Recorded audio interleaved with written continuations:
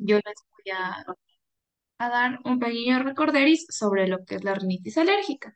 Entonces vamos a empezar con la definición. Ya, vamos a definir a la rinitis como la presencia de uno o más de los siguientes síntomas nasales, que pueden ser estornudos, rinorrea, congestión nasal, prurito nasal o tos. Y esto también a veces puede ir acompañado como prurito en la garganta, entre otras manifestaciones que ya les voy a hablar después. Ya. Hablando un poco de la epidemiología, algunas bibliografías nos decía que la prevalencia de la alergia nasal podía oscilar entre un 10 o un 25% de la población mundial o también de un 10 al 30%. Y bueno, esta se va a ubicar como una de las 10 primeras causas para acudir al médico. La incidencia máxima se va a situar principalmente en adolescentes y en adultos jóvenes y va a ser rara antes de los 5 años de edad. Y también después de los 35 años de edad, la aparición de una rinitis va a ser poco frecuente. Y bueno, igual pasados los 60 años, los síntomas de la rinitis tienden a mejorar espontáneamente. De igual forma, su prevalencia va a ser superior en áreas más en áreas urbanas que en áreas rurales. Y también se dice que esto se asocia a un estilo de vida occidental, principalmente porque aquí aparecen ya contaminantes atmosféricos que lo que van a hacer es provocar las lesiones inflamatorias en el epitelio respiratorio.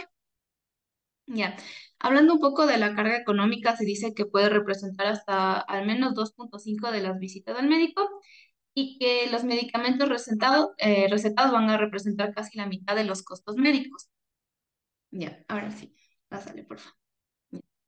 En cuanto a los factores de riesgo que encontramos para que se desarrolle una rinitis, van a estar antecedentes familiares de atopia, sexo masculino, nacimiento durante la temporada de polen, el estado de primogénito, uso temprano de antibióticos, la exposición materna al tabaco en el primer año de vida, la exposición a alérgenos, que exista una IgE sérica mayor a 100 unidades internacionales por mililitros antes de los 6 años, así como también la presencia de IgE específica del alérgeno. Ya. En cuanto a las manifestaciones clínicas, si hablamos de signos y síntomas, aquí va a aparecer estornudo, rinorrea, obstrucción nasal, prurito nasal, un goteo postnasal, tos, irritabilidad, fatiga y conjuntivitis. En cuanto a la calidad de vida y la función cognitiva, aquí va a haber alteraciones de la respiración durante el sueño, además de que se van a desarrollar problemas de tipo cognitivos y psiquiátricos, lo cual puede dar como consecuencia un bajo rendimiento académico y laboral. Y en cuanto a los psiquiátricos, igual hablamos de que un porcentaje de las personas que desarrollan rinitis también se dice que pueden desarrollar depresión, ansiedad, entre otras enfermedades psiquiátricas. En cuanto a los hallazgos físicos que vamos a encontrar en los pacientes con rinitis, tenemos el edema infraorbitario y el oscurecimiento de los párpados, que aparezcan las líneas de Denny Morgan, como podemos ver en la imagen, el pliegue nasal transversal, la fascia es alérgica, que es lo que vemos igual en la imagen, está también la mucosa nasal pálida con un edema de cornetes y también que exista tejido linfoide hiperplásico. Pásale, porfa. Ya. Em, En cuanto a la clasificación, esta la podríamos poner en dos, que la primera es según la persistencia de los síntomas, podríamos clasificarlo en intermitente, que es cuando es menor a 4 días, o menor a 4 semanas, persistente cuando los síntomas son mayor a 4 días o mayor a 4 semanas, leve cuando este no interfiere con el sueño, existe una normalidad para las actividades diarias, deportivas y recreativas, y moderada severa cuando interfiere con el sueño, cuando interfiere con actividades diarias y también cuando existen ya dificultades laborales y escolares y también cuando existen síntomas molestos. Además, la clasificación la podemos dejar en rinitis alérgica estacional, perenne o laboral. Hablamos de una estacional cuando se asocia a alérgenos que se encuentran al aire libre. Perenne se puso mal aquí. Bueno, hablamos de una perenne cuando, a ver, sí, la perenne era cuando se asocia a exposición de alérgenos en lugares cerrados, como podían ser los hongos del domicilio, los ácaros, las proteínas animales, entre otros. Y también la respuesta, la rinitis laboral, que hablábamos de esta cuando había una respuesta a exposición a alérgenos inhalados en el lugar de trabajo. Ya, pásale por fin. Ya. Para resumir un poquito la patogenia, como bien recordamos, esto se debe a una reacción de hipersensibilidad de tipo 1 frente a alérgenos que están mediados por inmunoglobulina A, perdón, por inmunoglobulina E. Y además, esta se divide en dos fases. La primera es de sensibilización, que aquí lo que va a existir es la presentación del alérgeno, como ya sabemos, que va a inducir la formación de anticuerpos IgE por parte de linfocitos B. Y también la fase clínica, que aquí ya van a aparecer los síntomas como respuesta a la exposición. Entonces, lo que va a pasar en la fase de sensibilización es que esta se va a dar cuando se da la primera exposición de los alérgenos hacia las células presentadoras de antígenos, y también aquí vamos a ver la participación de los linfocitos TH2 en vez de los linfocitos TH1 que se supone que tendrían que mediar esta respuesta. Entonces, estos linfocitos TH2 lo que van a generar son citocinas como la IL-4, la IL-2, la IL-13, y estas van a estimular a los receptores de los linfocitos para que se sintetice la IgE específica, y posterior a esta IgE específica, lo que va a hacer es fijarse en receptores de los mastocitos, en los tejidos y también en basófilos. Y bueno, en la fase clínica, aquí lo que va a pasar es que cuando existe el contacto del alérgeno con ya los mastocitos sensibilizados, estos se van a degranular y van a soltar componentes como la histamina, principalmente, que lo que va a hacer la histamina, por un lado, es causar los síntomas de la rinorrea mediante la vasodilatación y la inducción, y también, por otro lado, la congestión nasal, que esto se va a dar en cambio por la dilatación vascular. Y también vamos a encontrar otros mediadores inflamatorios, como va a ser la triptasa, la prostaglandina D2, los leucotrienos, entre otros, ¿ya? Pásale por fin. Ahora, ¿cómo vamos nosotros a diagnosticar la rinitis alérgica? Tenemos que aquí tener claro que principalmente nuestro diagnóstico va a ser clínico.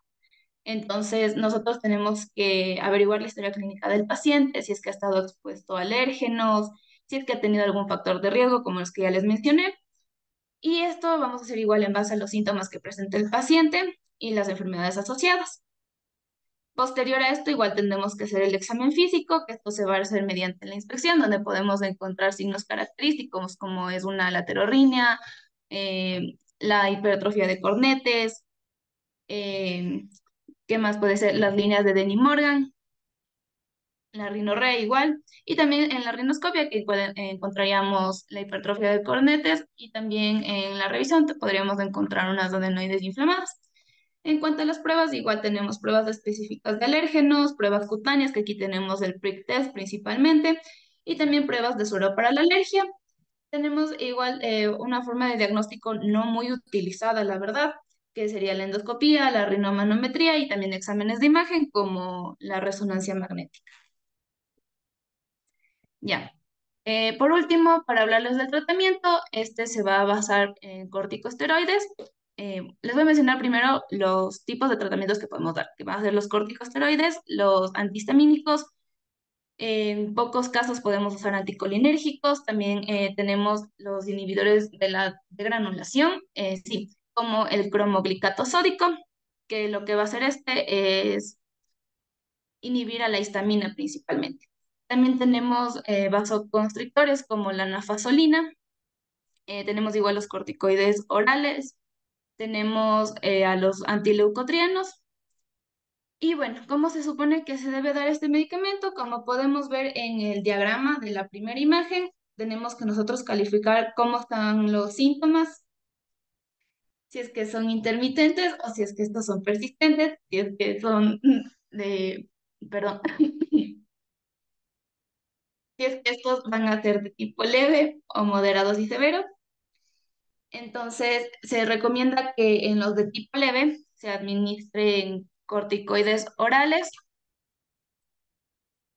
o bloqueadores, perdón, no corticoides orales, perdón, corticoides tópicos, como pueden ser los de segunda generación, como el propionato de fluticasona, el furoato sí, el furoato o la mometasona o el furoato de fluticasona. De igual forma se puede dar un antihistamínico como la cetiricina o la fexofenadina, que son de segunda generación o también de tercera generación, como la bilastina. Y también se pueden dar los descongestivos, como son como son la nafazolina. Sin embargo, esto se dice que el uso tiene que ser máximo de 5 días debido a las consecuencias que puede tener a largo plazo. Ya, igual, como seguimos viendo en el diagrama, se puede dar para los moderados o leves, se dice que se tiene que dar corticoides de tipo tópico más los eh, bloqueadores H1, y aquí también se pueden agregar los, ¿cómo se? Sí, también se pueden agregar los antileucotrienos. Ya. Además de esto, tenemos que tener en cuenta las reacciones adversas que podrían tener estos fármacos. Se dice que los corticoides tópicos no van a tener muchos efectos adversos debido a la poca biodisponibilidad oral que tiene. Sin embargo, en algunos casos podemos encontrar que se pueden presentar daños en el tabique o daños en la mucosa nasal que pueden causar epistaxis. Ya, cuando son los síntomas persistentes, y estos son de moderadas a severas, se debe dar un corticoide intranasal y se debe reevaluar al paciente después de 2 a 4 semanas. Si es que este mejora, se puede minimizar y continuar el tratamiento por un mes. Y si es que este empeora, se debe reevaluar también el diagnóstico, reevaluar el cumplimiento y también descartar si es que existen infecciones. Igual en el diagrama que se encuentra al lado, encontré este en UpToDate que nos mencionaba cómo se puede tratar la rinitis alérgica en el embarazo. Entonces, aquí principalmente lo que tenemos que hacer es aplicar suero fisiológico para primero lavar la nariz de manera adecuada y ayudar al paciente a que se descongestione. Esto mediante los lavados, ¿no? De ahí, si es que los síntomas continúan, se puede aplicar uno de los siguientes medicamentos, que puede ser cetiricina, loratadina o fexofenadina, y también la cromolina o el cromoglicato de sodio. Además de esto, si es que los síntomas continúan, se puede ya reemplazar por los corticoides, que pueden ser los de segunda generación, como fluticasona o mometasona. Ya, además de esto, hay que tener en cuenta que algunos de los medicamentos que son aptos para poder administrar a los niños hasta mayores de 6 meses van a ser la cetiricina y la fexofenadina. Se dice que igual en los niños menores de 6 meses no existe mucha evidencia para dar antialérgicos, pero que se pueden recomendar estos dos principalmente. Y bueno, Doc, eso sería todo ahí resumido. El que sigue, por favor. ¿Qué grupo sigue? ¿Quién está? Buenas tardes, Doc. Soy yo, a Carlita me va a ayudar compartiendo. Ya listo. Chicos, una pregunta. ¿Hicieron en grupo o hicieron de manera individual los temas? Individual. Ah, ya. Listo, chicos. Sigamos, por favor. Ya. Ahorita vamos a hablar acerca de la sinusitis. Pásale, por favor. Ya. Bueno, la sinusitis se define como la inflamación sintomática de la cavidad nasal y de los senos paranasales, que dura menos de 4 semanas. Se prefiere utilizar el término rinosinusitis a sinusitis, ya que la inflamación de los senos paranasales rara vez ocurre sin una inflamación concurrente de la mucosa nasal. Entonces, tenemos, según la clasificación de la rinosinusitis, se basa en la duración de los síntomas. Dentro de ella tenemos la aguda, que dura menos de 4 semanas, la subaguda, que los síntomas duran de 4 a 12 semanas, la crónica, los síntomas persisten más de 12 semanas y la aguda recurrente es 4 o más episodios de sinusitis por año con resolución provisional de los síntomas. Pásale. Ya.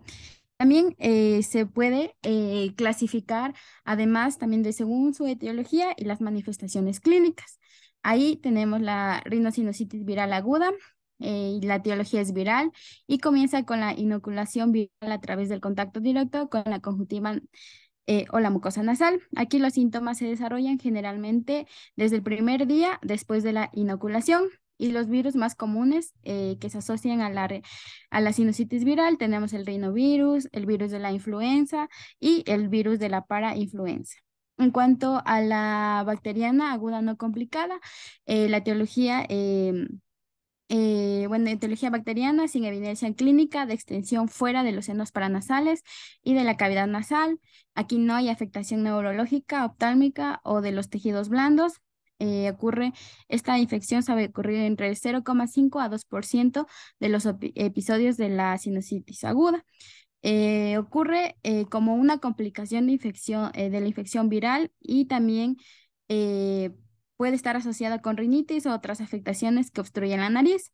Dentro de las bacterias más que están asociadas, tenemos el Streptococcus, el Haemophilus y la Moraxella catarrhalis, y las dos primeras, aproximadamente el 75% de esto se da se produce bacterianas. Y también tenemos la complicada, que es con evidencia clínica de extensión fuera de los senos paranasales y de la cavidad nasal. Pásale.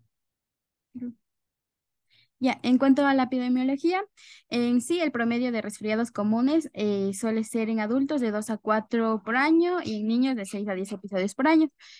Otras bibliografías mencionaban que era de 8 a 12, pero de estos solo el 0,5 al 2% se complican con una sinusitis bacteriana aguda y en niños la proporción suele ser mayor. También la incidencia es más alta en mujeres que en hombres y entre todos los adultos la incidencia más alta está entre los 45 a 64 años. Pásale. Ya. Los síntomas de la rinosinusitis aguda incluyen congestión nasal, obstrucción nasal, secreción nasal purulenta, molestias en los dientes maxilar o dolor o presión facial que empeora o se localiza en los senos paranasales cuando se inclinan hacia adelante. Otros signos tenemos la fiebre, fatiga, tos, anosmia, presión o plenitud de los oídos, dolor de la cabeza y halitosis. También los pacientes suelen tener signos de disfunción de la trompa de Eustaquio, que se da como dolor de oído, plenitud, opresión o pérdida de la audición o tinnitus. Pásale, por favor. Ya, la rinosinusitis viral aguda suele tener igual síntomas parecidos a la bacteriana. Entonces, bueno, en cuanto a la viral, bueno, los pacientes suelen tener una resolución parcial o completa de los síntomas dentro de los 7 a 10 días, aunque ciertos síntomas sí suelen persistir más de 10 días, pero la mayoría tiene una mejoría ya a los 10 días. En la mayoría de los casos, eh, los síntomas alcanzan su punto máximo de gravedad entre los 6 y 3 y 6 días. Después de los síntomas ya van mejorando. Si hay fiebre, por lo general está presente en las primeras etapas de enfermedad y desaparece dentro de las primeras 24 a 48 horas. Y los síntomas respiratorios se vuelven más prominentes una vez que la fiebre ya se resolvió. Aquí los pacientes con infección viral pueden tener secreción nasal purulenta durante el curso de su enfermedad, y la secreción nasal purulenta y descolorida es un signo de inflamación de la mucosa nasal y de los senos paranasales. Y la mayoría de estos pacientes comienzan primero a presentar una secreción que comienza clara, se vuelve purulenta y luego ya se vuelve otra vez clara. En cuanto ya a la bacteriana, aquí es importante tener en cuenta que estos síntomas duran más de 10 días. Entonces los síntomas igual suelen ser esta secreción nasal purulenta, dolor facial, y suele ser un poco difícil distinguirla de la viral. Pero aquí lo más importante para el diagnóstico va a ser tanto los síntomas y el tiempo de esta bacteriana para hacer el diagnóstico. Pásale, por favor. Ya, en cuanto al diagnóstico, primero vamos a ver si están presentes ambos criterios para el diagnóstico de la rinosinusitis aguda, que va a ser menos de 4 semanas de secreción nasal purulenta, va a tener obstrucción nasal severa, dolor, opresión o plenitud facial y otras características que respalden el diagnóstico, incluyendo la disminución del sentido del olfato, oídos llenos, tos y dolor de la cabeza. Si el paciente no presenta estas dos características principales, podemos considerar diagnósticos alternativos como un resfriado común, rinitis alérgica, la rinosinusitis crónica o una patología dental. Pero si es que sí están presentes estas características, debemos ver si es que existe alguna señal o síntomas de complicaciones, como dolor de cabeza intenso y persistente, edema, inflamación o eritema periorbitario, cambios en la visión o visión doble o problemas de visión, movimientos extraoculares anormales, proptosis, dolor en el movimiento de los ojos, parálisis de nervios craneales, alteración del estado mental, rigidez de nuca o otros síntomas meningios, papiledema u otros signos que aumentan la presión intracraneal. Pásale, por favor. Ya, si es que el paciente presenta algunas de estas complicaciones, debemos ya derivar a un departamento de emergencias o un centro de hospitalización o algún especialista para una evaluación urgente. Pero si el paciente no presenta ninguna de estos síntomas de complicaciones, la mayoría de estos casos, como les había mencionado, suelen ser virales y solo el 5 y el 2% son bacterianos. Entonces, cualquiera de las características que sugieran una rinitis bacteriana aguda es menor a 10 días de síntomas y empeoramiento doble. Es decir, que no existe una mejoría inicial de los síntomas y luego los síntomas van a empeorar. Entonces, si es que sí, sí tenemos esto de que sean mayor a 10 días y hay un empeoramiento más del paciente, entonces el diagnóstico es compatible con una rinosinusitis bacteriana. ¿Y qué vamos a hacer? Una atención de apoyo, antibióticos. Y en cuanto, si estos síntomas no están, si ya se resolvió menos de 10 días y hubo un mejoramiento de síntomas, podemos estar ante un diagnóstico compatible con rinosinusitis viral aguda y necesitamos atención de apoyo y también la mayoría de estos pacientes se suele mejorar solo con tratamiento sintomático. Igual algo que se podía ver en la rinoscopía anterior era que se podía igual mostrar un edema mucoso difuso, estrechamiento del meato medio, hipertrofia de los cornetes inferiores y abundamiento de rinorrea o secreción purulenta. Pásale, por favor. Y ya, en cuanto al tratamiento, principalmente en cuanto a la rinosinusitis viral aguda, bueno, se debe más tratarlas como una atención de apoyo, ya que no existe ningún tratamiento para acortar el curso clínico de la enfermedad. Entonces aquí se da, tanto la etiología viral como bacteriana tienen el objetivo de como que aliviar los síntomas de obstrucción nasal, rinorrea y algunos síntomas sistémicos como fiebre, fatiga. Dentro de ellos vamos a tratar con analgésicos y antipiréticos, los AINES, el paracetamol, para aliviar tanto el dolor y la fiebre. También se recomienda a los pacientes que se hagan lavados nasales y también se puede, mencionaba que se puede utilizar glucocorticoides intranasales. En cuanto ya a la bacteriana, muchos de los pacientes sí suelen tener una enfermedad autolimitada que se resuelve sin terapia antibiótica y los pacientes rara vez desarrollan complicaciones de una infección bacteriana más allá de la cavidad nasal, es decir, hacia el sistema nervioso central, la órbita o los tejidos cercanos. Entonces, dentro de los antibióticos, para la mayoría de los pacientes se sugiere un tratamiento empírico inicial como la amoxicilina o amoxicilina clavulánico.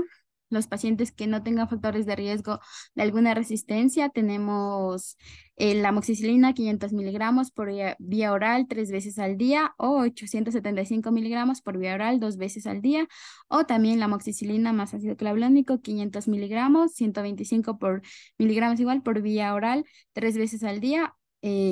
Estos suelen ser como que apropiados de la terapia inicial para pacientes con una sinusitis bacteriana.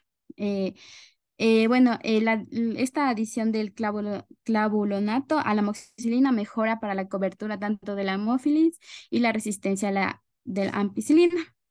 En cuanto a ellos, igual, eh, de leve a moderada, sin complicaciones, igual se suele utilizar amoxicilina más clavulanato, 45 miligramos por kilogramos por día, por vía oral, en dosis divididas, y la dosis diaria máxima es de 1,75 gramos. Se puede utilizar durante 10 días. Cuando cualquiera de estas medidas fallen, el paciente ya debe ser igual derivado a un otorrinolaringólogo para considerar la cirugía ya de los senos paranasales. Pásale, por favor. Ya, igual, cabe mencionar que dentro de las complicaciones que de las sinusitis bacteriana son raras, pero ocurren en pacientes con infección bacteriana cuando la infección ya se propaga más allá de los senos paranasales. Y dentro de las principales complicaciones tenemos la celulitis orbitaria, preceptal, el absceso intracraneal y la meningitis. Pásale, por favor. Ya, eso es todo. Muchas gracias. Gracias, Sof. ¿Quién sigue?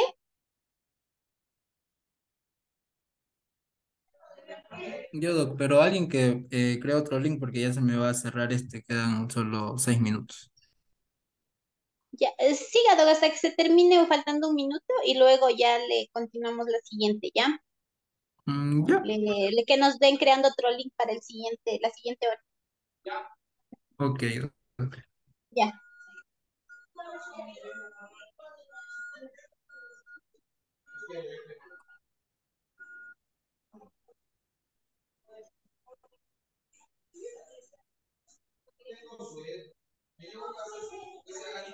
Listo, vamos a continuar con el tema de faringoamigdalitis aguda, solo por considerar que ahorita las guías ya no toman en cuenta como faringoamigdalitis aguda, sino que solamente le ponen como faringitis. Bueno, ¿de qué se trata? Este es un proceso febril con inflamación de las mucosas del área faringoamigdalar. Entonces, aquí tenemos que darnos cuenta que esta es una enfermedad que tiene un importante costo sanitario en los países. Por ejemplo, en Estados Unidos corresponden a un 12 millones de atenciones y en Ecuador, en el primer nivel, también corresponde a un gran porcentaje de la atención médica. De igual manera, la epidemiología de esta enfermedad se menciona que esta enfermedad es más común en la niñez, por lo que la etiología más prevalente es la viral, ¿no? Pero de igual manera sí pueden haber casos en la población adulta, pero hay que considerar que las complicaciones y el tratamiento va a ser diferente. Ahora, la etiología de esta enfermedad es, por lo general, se le divide como que infecciosas y no infecciosas. De las infecciosas, la más común en sí es la viral. Entre los virus, antes, como más era pediátrica, más se estudiaba el adenovirus, el Coxsackie, todos estos virus así. Pero desde que surgió lo del COVID, ahorita más la evidencia se centra a estudiar la faringitis aguda relacionada con COVID. Entonces, para tomar como dato, de igual manera, con respecto a las otras etiologías, aparte de las virales, tenemos las bacterianas, y de las bacterianas el más común es el estreptococo beta-hemolítico del grupo A o estreptococos piógenes. De igual manera, aquí hay que descartar porque la presentación entre una faringoamigdalitis viral y una faringoamigdalitis bacteriana va a ser diferente, incluso hasta por el manejo de la enfermedad, pero también hay otras etiologías en la parte infecciosa que pueden estar presentes en ciertos grupos de pacientes. Por ejemplo, en la población adulta que es inmunodeprimida, pueden presentar faringoamigdalitis relacionadas con hongos. Y aquí también el tratamiento va a ser diferente. Ahora, en el caso de las no infecciosas, hay que considerar que van a haber causas relacionadas con medicamentos, causas relacionadas a trastornos autoinmunes y otras causas, por ejemplo, relacionadas a patologías más del sistema como tal. Porque, por ejemplo, tenemos las que están relacionadas con la rinitis alérgica o tabaquismo, o también exposiciones al humo, y también tenemos que por temporada se puede dar por exposiciones al aire seco. Ahora, la fisiopatología. En teoría, esta es una enfermedad que o sea, tiene varias hipótesis de por qué se da, pero como que la más común, la que más prevalece, es que es una inflamación del tejido faríngeo por el frío, por la humedad, por la polución y el estrés, o como ya les mencioné hace un rato, por el ambiente seco, pero esto más es por temporadas. Aquí la infección se produce por una inoculación directa. ¿Qué quiere decir esto? Que el virus ingresa al epitelio amigdalino, faringoamigdalino, y aquí empieza a producir su replicación. Por tanto, por tanto, la fisiopatología igual va a terminar con una resolución si se le sigue como, por ejemplo, en el caso de la viral, si se le sigue, por ejemplo, con el tratamiento sintomático. En el caso de la bacteriana, no, por eso hay que tener mucho cuidado, porque esta es una enfermedad que es muy fácil tratar, pero también es una enfermedad que produce complicaciones graves, y más en la población pediátrica cuando se trata de una enfermedad bacteriana que no se le dio el tratamiento adecuado. Ahora, las manifestaciones clínicas se dan de acuerdo, por ejemplo, a la causa, ¿no? Entonces, para hacerle más fácil, le puse como que la viral y la bacteriana, porque es como que lo que más vamos a ver en el primer nivel, o hasta el segundo, tercer nivel, y en la consulta privada, es lo que más se va a ver.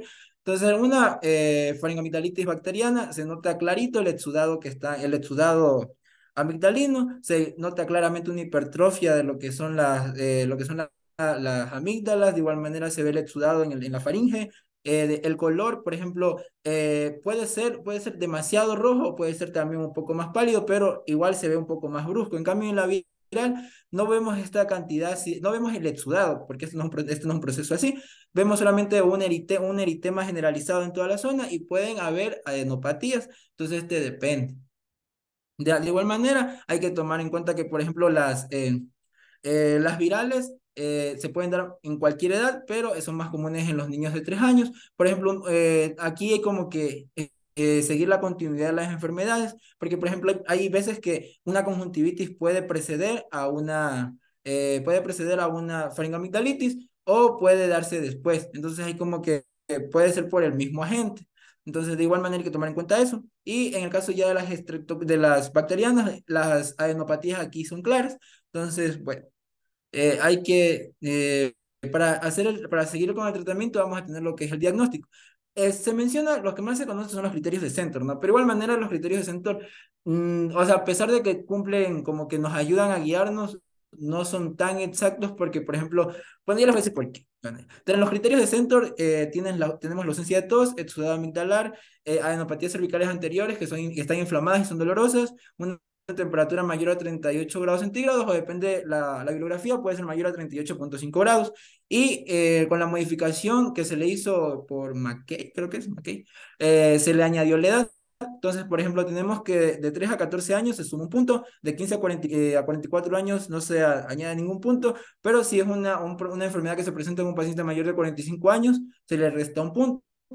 Ahora, dependiendo de esto, nosotros vamos a pensar en qué le vamos a dar de tratamiento al paciente. O sea, esto más es para distinguir si la faringoamigdalitis es bacteriana como tal. Bueno, como les mencionaba, los criterios de Centor son como más para, creo que se salió no, ahí está. Los criterios de Centor son más como para distinguir si la enfermedad sí es bacteriana. Entonces, por ejemplo, en esta, ¿sí se ve la pantalla completa o solo se ve, porque a mí no me sale completa, me sale solamente pegado como que a los lados. ¿Aló? Sí sale. Ya, pues sí.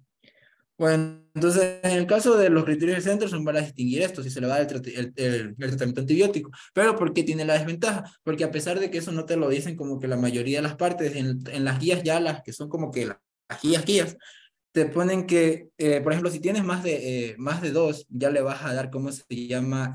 Vas a darle tratamiento antibiótico, según te pone, pero cuando tienes más de dos, no tienes que dar directo como que el tratamiento antibiótico, sino que tienes que utilizar una prueba rápida de antígenos para confirmar. Entonces, eso es la desventaja de usar el centro. Ahora, hay otras partes donde te mencionan los 4 criterios como tales del centro, y si tienes más de los 4, ya puedes, si tienes más de 2 puntos, ya puedes considerar dar antibióticos. Eso en otras partes también lo utilizan, porque eso depende del medio, porque no en todas partes hay pruebas rápidas de antígenos para estas patologías, ¿no? Ahora, si sale positivo, se da el tratamiento antibiótico, si sale positivo, la prueba rápida.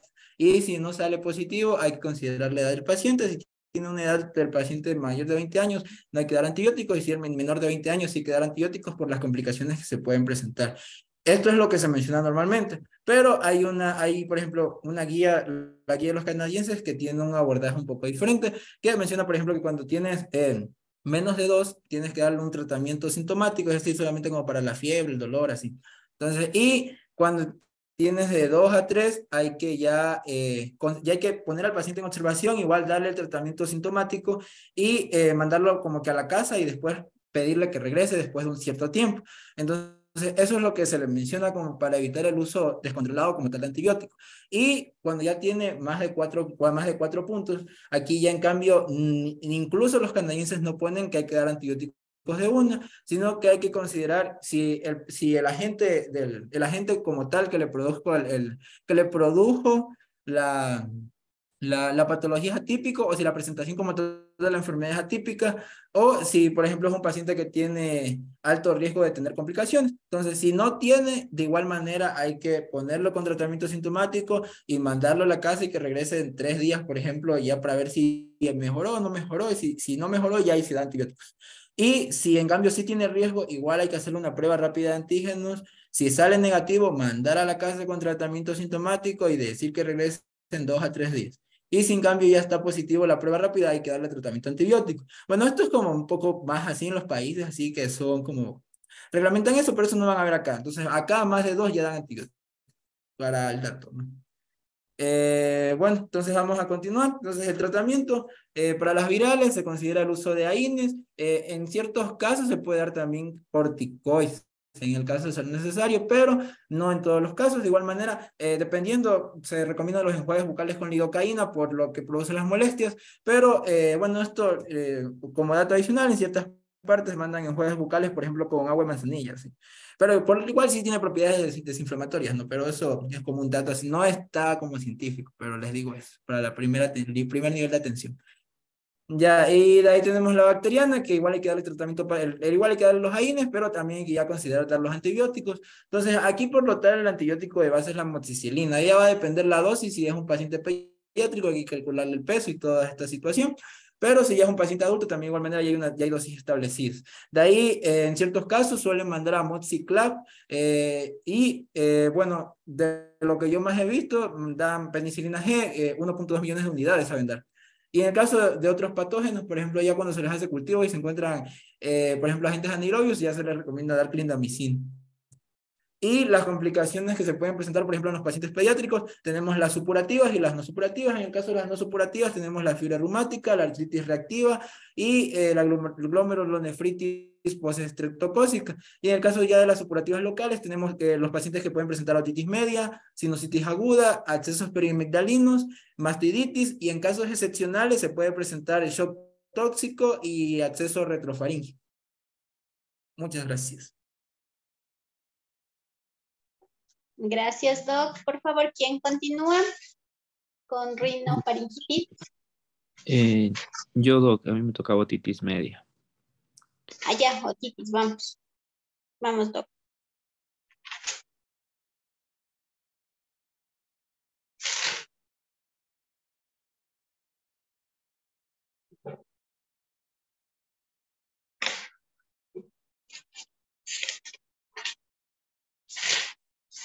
Me avisan si se ve, por favor.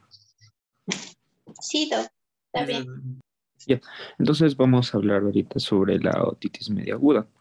Vamos a partir sobre la definición y la epidemiología. Entonces tenemos que la otitis media aguda va a ser un proceso infeccioso agudo y supurador que va a estar marcado por la presencia de líquido del oído medio infectado, y también va a haber lo que es una inflamación de la mucosa que recubre el espacio del oído medio. Entonces aquí tenemos por otro lado que la infección se va a precipitar o se va a dar con mayor frecuencia cuando hay un deterioro de la función de la trompa de Eustaquio, lo que va a resultar en una retención y supuración de las secreciones retenidas, que posteriormente ya les explicaré la etiología.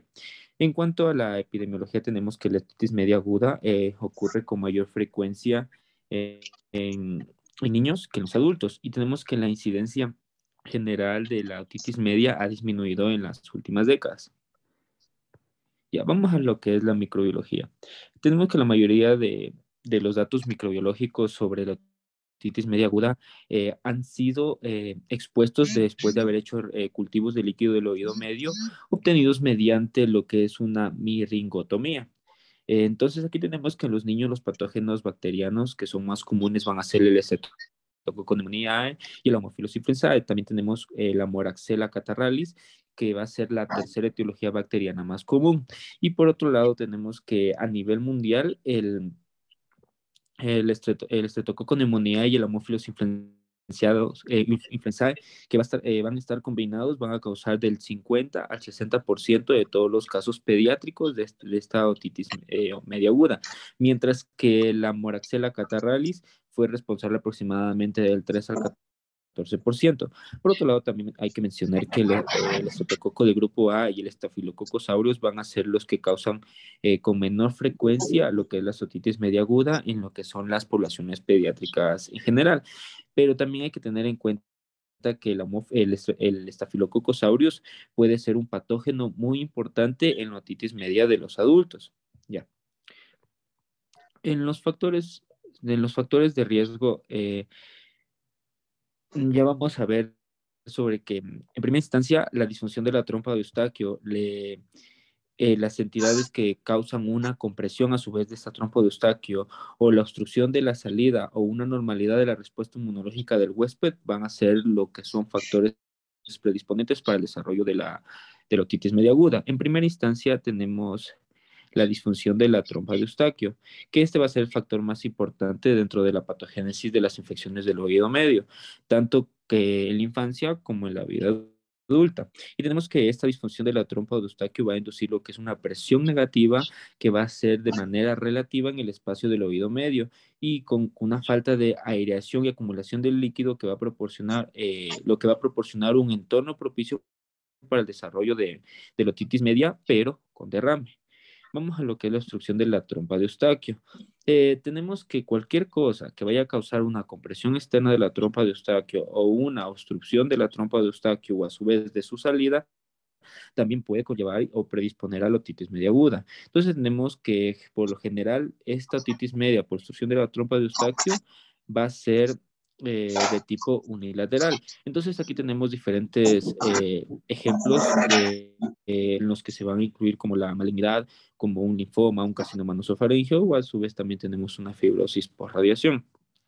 En cuanto a la disfunción inmune, tenemos que tener en cuenta que la membrana de la mucosa respiratoria que va a recubrir esa trompa de Eustaquio, el espacio del oído medio y las células de aire mastoides van a presentar lo que es una barrera de defensa inmunológica. Entonces tenemos que cualquier anomalía que se va a presentar en estas tres partes va a aumentar lo que es el riesgo de infección y por tanto de la otitis media aguda.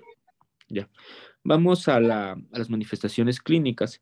Eh, eh, Hay que partir del hecho de que es muy importante hacer un diagnóstico preciso de la otitis media aguda y esto con el fin de dar un sobretratamiento de terapia antibiótica que prácticamente va a ser inadecuada. Entonces tenemos que la evaluación de las presentaciones clínicas del paciente y a través y mediante el otoscopio van a ser muy importantes para realizar un correcto diagnóstico y por lo tanto evitar lo que les mencioné, un sobretratamiento con una terapia antibiótica. Entre las manifestaciones clínicas vamos a partir primero en los adultos, que tenemos que una infección del tracto respiratorio superior o una exacerbación de una rinitis alérgica estacional a menudo va a preceder el inicio de lo que es una otitis media aguda y por lo tanto tenemos que en el adulto esta puede ser unilateral y se puede asociar a una otalgia, que quiere decir dolor del oído, y también puede haber lo que es una disminución u amortiguación de la audición. Y por otro lado tenemos que el dolor puede ser leve, también puede ser moderado y puede llegar a ser intenso. Y por otro lado tenemos que si la membrana timpánica llega a romperse, el paciente puede describirnos un alivio que va a ser repentino. El dolor va a aliviarse de manera rápida, pero esto puede estar acompañado posteriormente con lo que es una otorrea purulenta. Por otro lado, tenemos que el desequilibrio puede estar presente, pero este no se describe con mayor frecuencia en los pacientes con otitis media aguda. También tenemos que puede existir una pérdida auditiva conductora, que esta puede ocurrir debido a la presencia de líquido en el oído medio, pero hay que tener en cuenta que esta también puede ser transitoria. Y también cabe mencionar otros síntomas atípicos como son la fiebre alta, el dolor intenso detrás de la oreja o a su vez la parálisis facial, lo que van a tratarnos de decir que son complicaciones, pero como ya les mencioné, son inusuales. Vamos al diagnóstico. Vemos que en los adultos con sospecha de esta otitis media, el diagnóstico para confirmar esta patología principalmente va a ser por las características típicas que vamos a encontrar a través del otoscopio. Entonces, dentro de estas características vamos a ver lo que es una membrana timpánica de abultar. Vamos a ver una reducción de la movilidad de la membrana timpánica cuando se aplica una presión neumática. Y tenemos otras características que a su vez pueden estar presentes o no en los pacientes adultos con otitis media aguda, como son la opacificación parcial o completa de la membrana timpánica o a su vez un eritema de la membrana timpánica. Hay que mencionar datos muy importantes que en algunos pacientes en los cuales se sospecha una otitis media aguda puede tener una cantidad significativa de cerumen que puede conllevar una obstrucción parcial o completa del canal auditivo. Esto lo que nos va a conllevar es a impedir una evaluación adecuada de la membrana timpánica a través del otoscopio. Entonces, hay que considerar que para estos pacientes hay que recomendar principalmente la eliminación cautelosa de este material que va a ser obstructivo y para poder realizar una visualización directa. Entonces, cuando la otitis media aguda llega a ser una preocupación para el personal médico, siempre es importante esta eliminación del cerumen, pero con cautela para evitar lo que es la ruptura de esta membrana timpánica, porque al haber una infección al líquido purulento y al retirar de manera inadecuada este cerumen y a romper esta membrana timpánica, vamos a llevar a complicaciones y por lo tanto exacerbar el cuadro de esta otitis media aguda. Ya. Vamos al tratamiento. Eh, Hay que tener en cuenta que los antibióticos van a ser el pilar del tratamiento de la otitis media aguda, pero en las que no es complicada y a su vez en adultos. Y aquí tenemos que va a estar relacionada con los patógenos, pero en niños con otitis media aguda tenemos que al menos una cuarta parte de los casos son atribuibles a patógenos respiratorios y estos tienden a ser virales.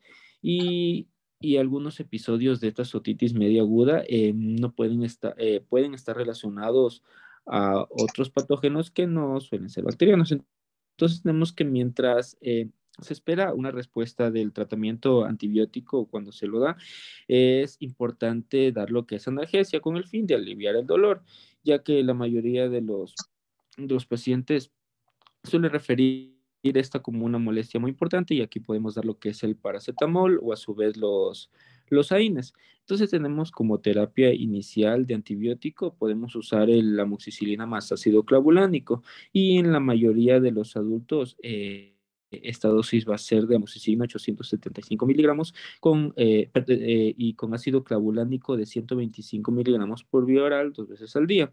Y también nos mencionaba que se puede usar lo que es amoxicilina 1000 gramos por vía oral, pero 3 veces al día.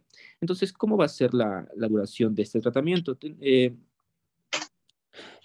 Nos mencionaba UpToDate que todavía no existen muchos datos en relación a es la duración óptima de este tratamiento, pero cuando hay unas infecciones leves o moderadas, podemos dar un tratamiento de 5 a 7 días y en aquellos que tienen infecciones más graves en las que se va a presentar pérdida auditiva significativa, en las que hay un dolor intenso o en las que hay un eritema de la membrana timpánica y que a su vez se encuentra marcado, podemos realizar una terapia antibiótica de 10 días.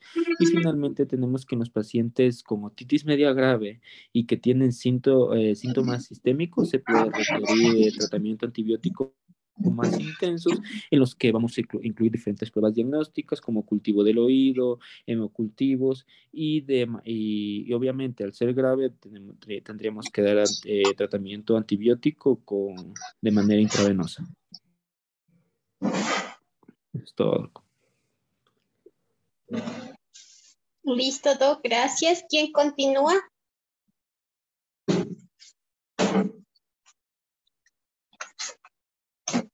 Por favor, ¿me pueden dejar compartir la pantalla?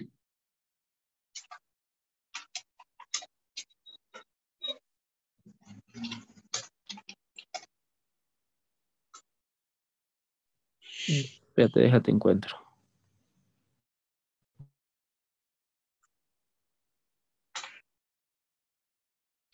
160 miligramos.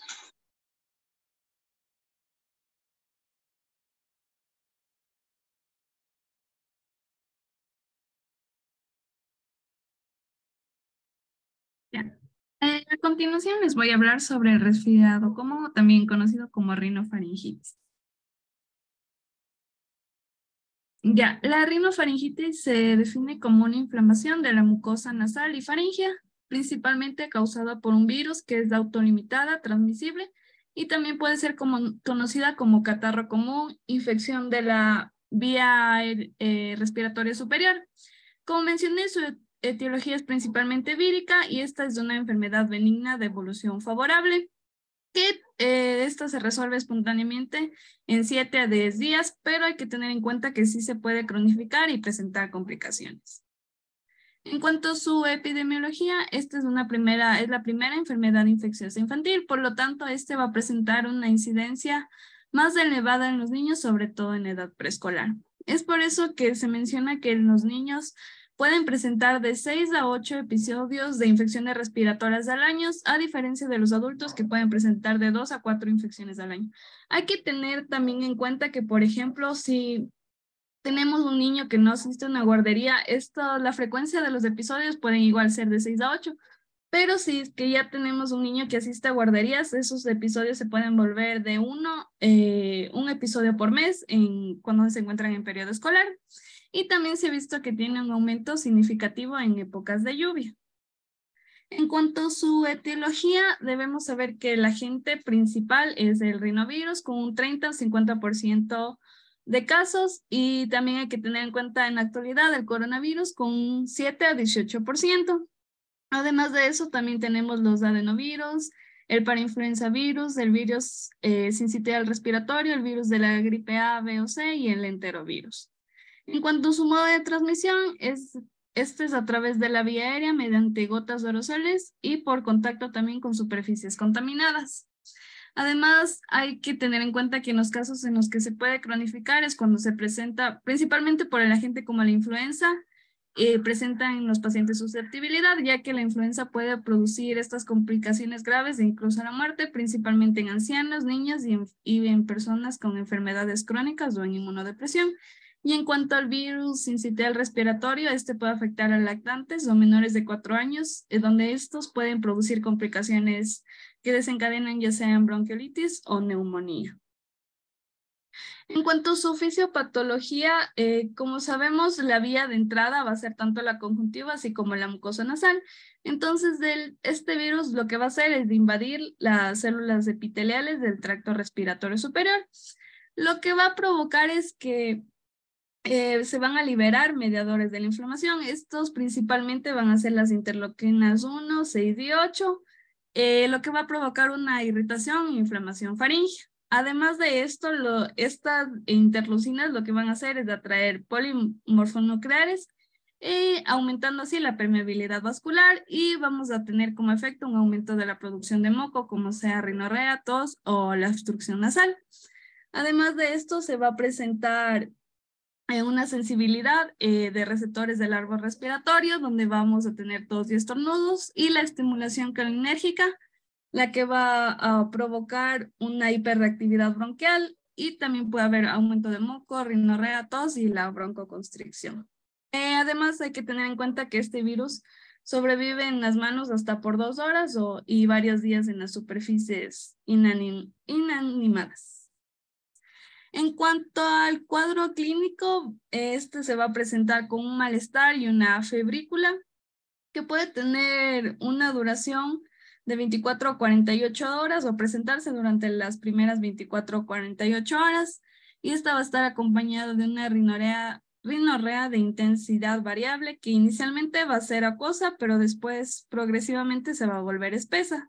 Igual la tos inicialmente va a ser no productiva para después volverse una tos expectorante. Va también a presentar estornudos, lagrimeos y congestión ocular, así como dolor de garganta y odinofagia. En cuanto al examen físico, nosotros vamos a evaluar si es que existe congestión o edema de la mucosa nasal, eritema faríngeo y una hiperemia en la membrana timpánica, que es bastante infrecuente. En cuanto a la duración de la sintomatología, este va a ser de 7 a 10 días. En cuanto al diagnóstico, este es principalmente clínico y además también nos puede ayudar la presencia de un contacto epidemiológico, un familiar cercano al paciente que haya presentado igual un cuadro clínico similar. En cuanto a la determinación del agente etiológico, esto no se realiza, pero es de relevancia en sí identificar los casos que son compatibles con infección por influencia. Como les mencioné antes, la influencia puede evolucionar en complicaciones severas. Y también es importante diferenciar este episodio, que si es el episodio complicado o no complicado, y si este está asociado tanto a complicaciones como la otitis media aguda, la laringitis aguda, otras complicaciones traqueobronquiales, sinusitis y hasta en exacerbaciones del asma.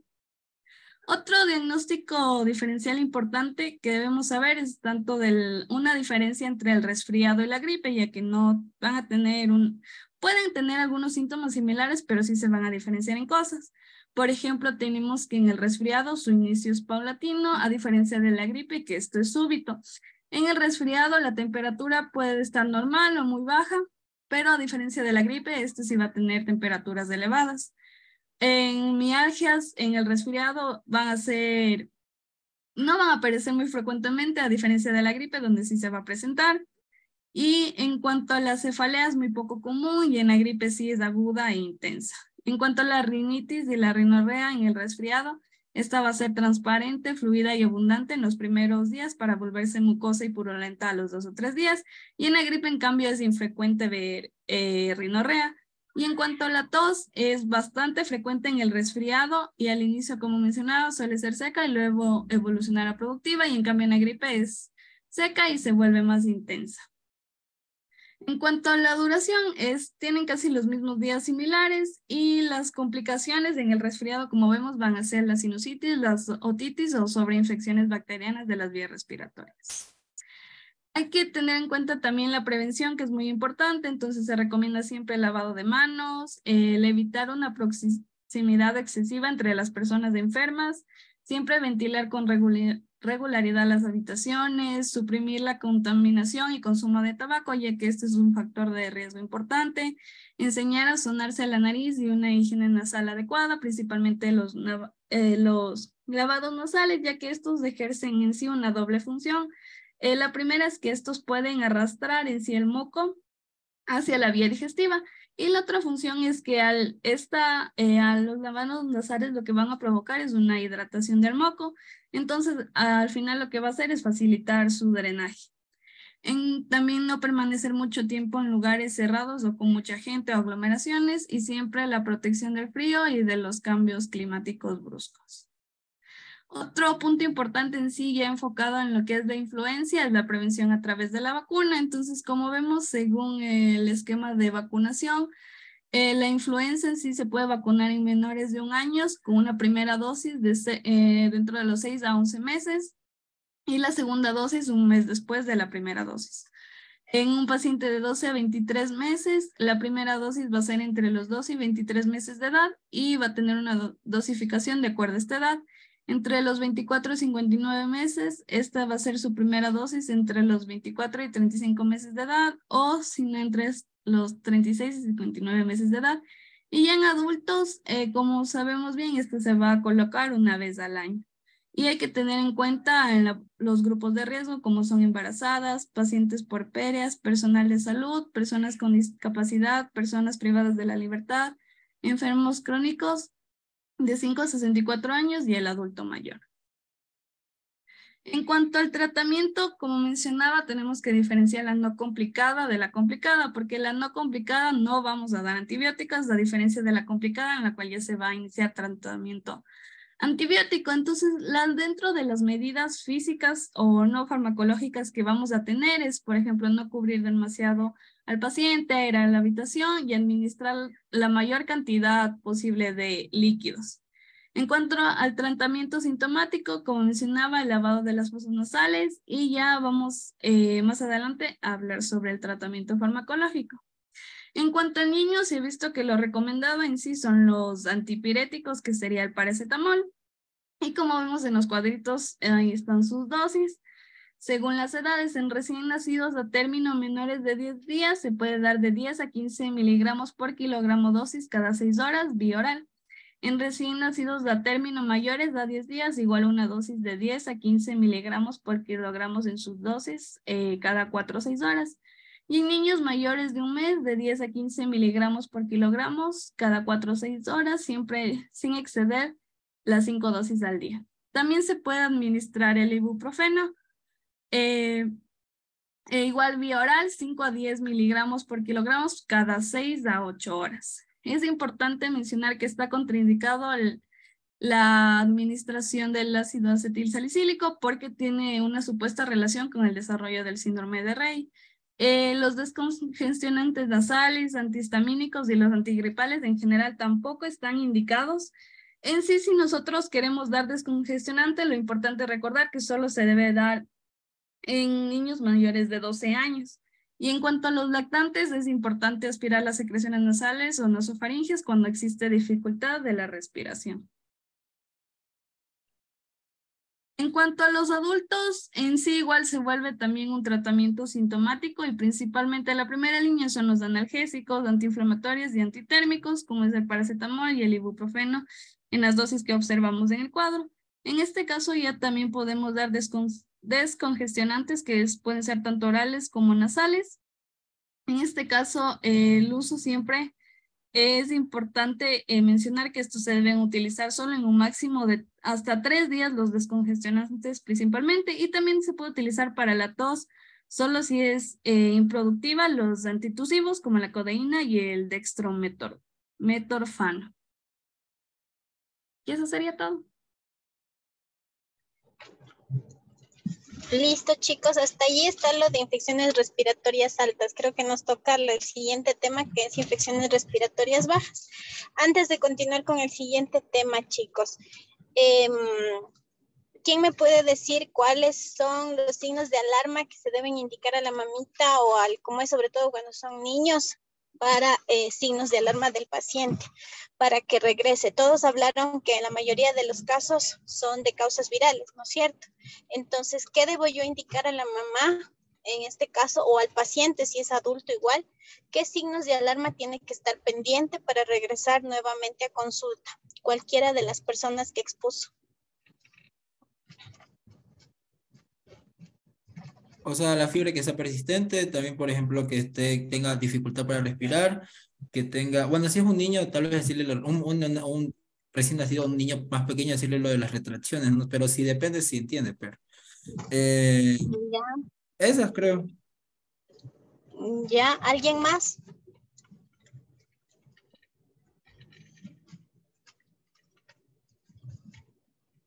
No. Importante siempre decirle a la mamita la persistencia de fiebre a pesar de la medicación, si la fiebre ya dura más de 3 días o si la fiebre se cura con el antipirético, pero reaparece nuevamente luego de quitar el antipirético.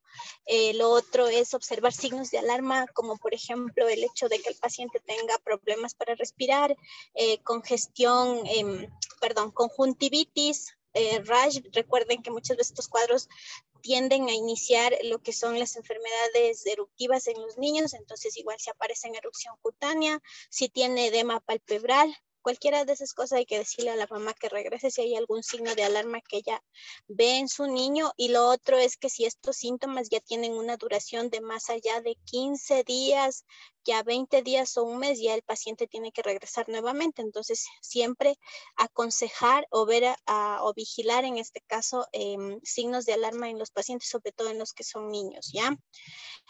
Otra pregunta para cualquiera del grupo.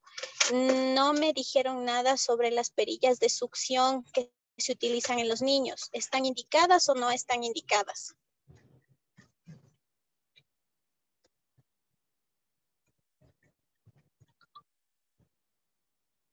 ¿Alguien? O sea, en mi tema no se usa. ¿Ya? ¿Qué producen? ¿Por qué no se deben utilizar? Es que igual colonizan, porque coges y lo metes y lo dejas por ahí, igual eso se coloniza y lo metes en otra parte. Ya, lo importante, sí, aparte de lo que dice su compañero, es importante que no se utilizan porque pueden aumentar el trauma nasal y por ende aumentar más lo que es la rinorrea, ¿no? Entonces, no están indicados utilizar las perillas de succión nasal. Eso también es importante indicar a los padres el momento, sobre todo cuando son niños pequeños y se hace el control de sintomatología. También importante indicarle a la mamita cómo debe hacer el proceso de limpieza de las secreciones nasales de los niños igual, ¿ya? Dosis, no se olviden, dosis de los medicamentos. ¿Cuál es la dosis de amoxiclavulánico o de amoxicilina que debemos utilizar en los niños?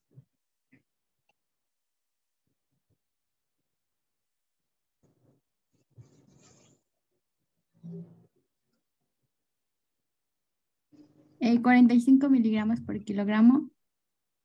No. ¿Cuál es la dosis que utilizamos para niños de amoxio o amoxiclavulánico? Creo que es de 80 a 90 miligramos por kilogramo cada 6 horas. Ya, de 50 a 80, si damos la de 50 podemos dar cada 8 horas, pero se puede dar 80 y podemos dar cada 12.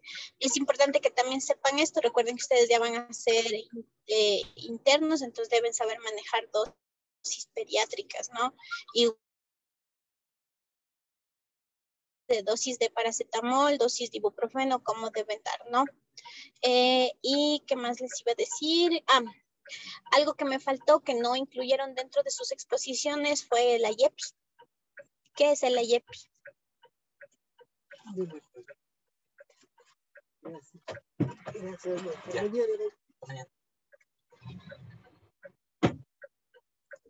¿Nadie?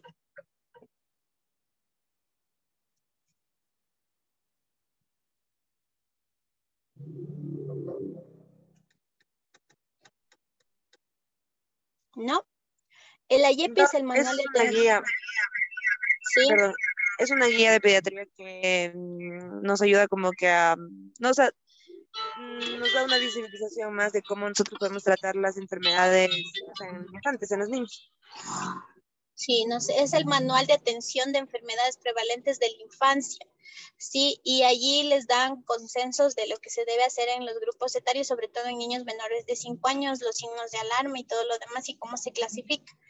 Ya, entonces sí sería importante que también revisen esa parte de la IEPI, que también sí les va a ayudar, sobre todo en lo que es atención primaria, que nosotros manejamos bastante lo que es IEPI en atención primaria.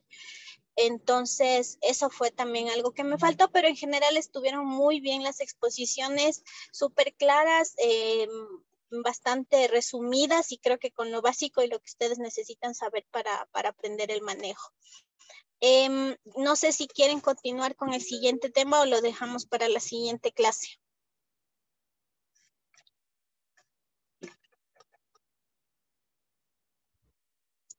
Las Para la personas que les siguiente, tocan... Ya, entonces vamos a dejarlo hasta allí, chicos. Ya les mando sus notas de los trabajos. No traje ahora mi laptop. Ya les mando sus notas, que con eso quedaría la nota final de su primera nota. Y ya les comunico cuántas brigadas vamos a trabajar el fin de semana para Marianitas, ¿no? Muchas gracias, chicos, por su atención. Espero que les haya servido la clase y con eso nos despedimos para vernos la próxima semana, ¿ya? Listo, Doc. Gracias. Ya, Hasta luego. gracias, chicos. Gracias, chicos. Chao. Hasta luego.